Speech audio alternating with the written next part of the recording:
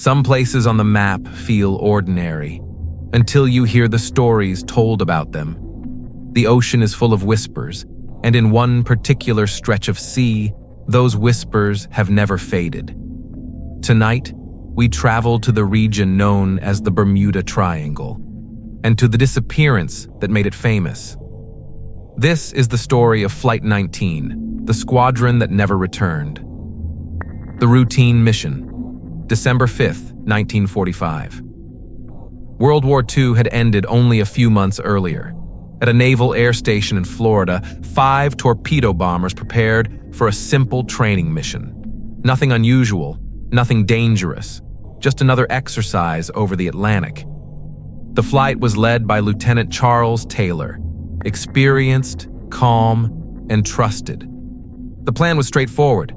Fly east, turn north, drop practice bombs, then return home before sunset. No one expected anything more complicated than that. Into the air. At 2:10 p.m., the 5 aircraft lifted off the runway. The weather was scattered clouds, light winds, normal visibility. The ocean below was quiet and silver under the afternoon light.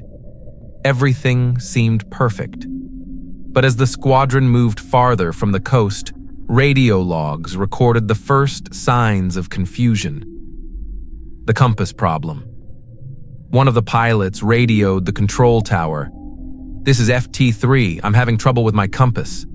A minute later, Lieutenant Taylor's voice came through. "Both of my compasses are out." The Atlantic is not a place you want to fly blind. But Taylor believed he could navigate by memory.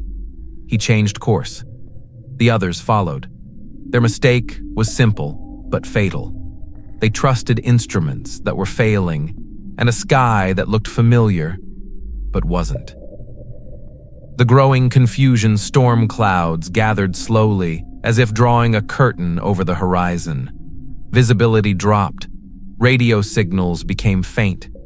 At 4 p.m., the control tower asked for their position.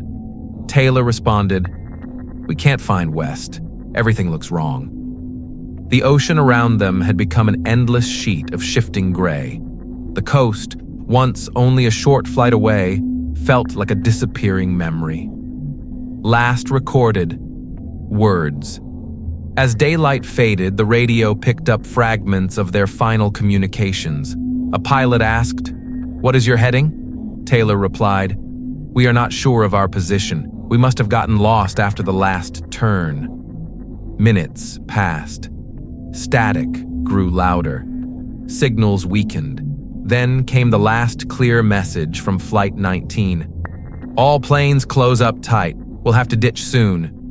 Water landings in these conditions were almost always fatal. The Atlantic was rough. Waves could tear apart an aircraft on impact. After that message, silence. The rescue plane. When Flight 19 failed to return, the Navy sent out a rescue aircraft, a massive flying boat with 13 crew members. It took off into the night and disappeared as well. No distress call, no debris found, nothing. 2 separate disappearances, only hours apart. The search effort grew enormous. The search. Over the next 5 days, more than 200 planes and 18 ships combed the Atlantic. They covered thousands of square miles. They searched in daylight and through storms. But the ocean remained flat and indifferent. Not a single piece of Flight 19 was ever discovered. No oil slick, no floating debris, no bodies. It was as if the squadron had simply dissolved into the sea. Even today, with better equipment and decades of exploration, nothing conclusive has been found. Theories and questions. What happened to Flight 19? There are many theories, but none answer every question. Navigation error. Possible. But how did all compasses fail at the same time? Storm disorientation. Also possible. But experienced pilots should still regain control. Equipment failure. Yet all 5 planes failing in the same way is unlikely. Rogue waves large enough to swallow a plane. But where is the debris? Magnetic disturbances. The region is known for unusual compass variation, but nothing proven. And then, there are the stranger reports. Reports of lights in the sky. Several witnesses along the coast claimed they saw glowing lights over the ocean that evening. They described them as slow-moving spheres, far too bright to be aircraft. But none of these reports were confirmed, and they remain nothing more than stories floating along the edge of the event. Still, they added weight to the growing belief that something was different about this part of the sea. The Bermuda Triangle legend. In the years after the disappearance, writers, sailors, and pilots began to give the region a name: the Bermuda Triangle. It became a symbol, a place where things vanished without explanation. A triangle formed between Miami, Bermuda, Puerto Rico.